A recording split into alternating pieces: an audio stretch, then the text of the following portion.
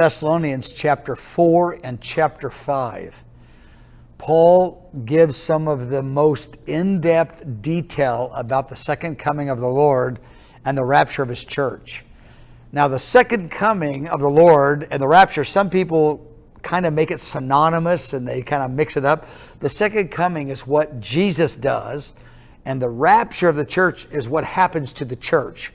So one is focused on what Jesus does, and when he comes, Paul said in 1 Thessalonians chapter 4 that there would be the shout of the Lord that would be heard around the nations, is how I understand it.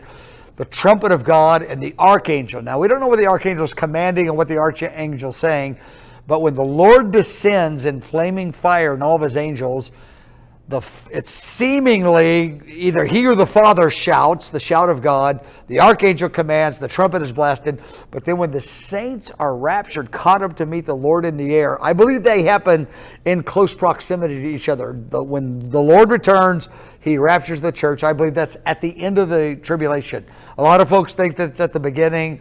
I just have a real strong conviction it's at the end, and I got a lot of Bible verses behind that, but I'm not going to go into those right now. But when the church is raptured, it says that he will transform the church, new bodies, and we will meet the Lord in the air. Then in 1 Thessalonians 5, which he goes on and continues, because chapter 4 and chapter 5, there's no chapter break from Paul's point of view. He goes on to say, but he goes, understand this, and don't let anybody deceive you.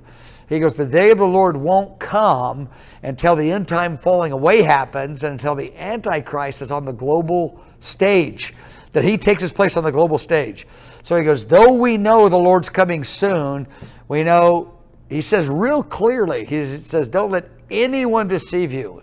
2 Thessalonians chapter 2, verse 3, don't let anyone deceive you into thinking these things are going to happen until the falling away happens, until the Antichrist is on the world stage, and the Antichrist is going to have tremendous signs and wonders. That's 2 Thessalonians 3. That goes together with 1 Thessalonians 4 and 5. You put those chapters together and you get a kind of a big overview. There's about 20 details in them.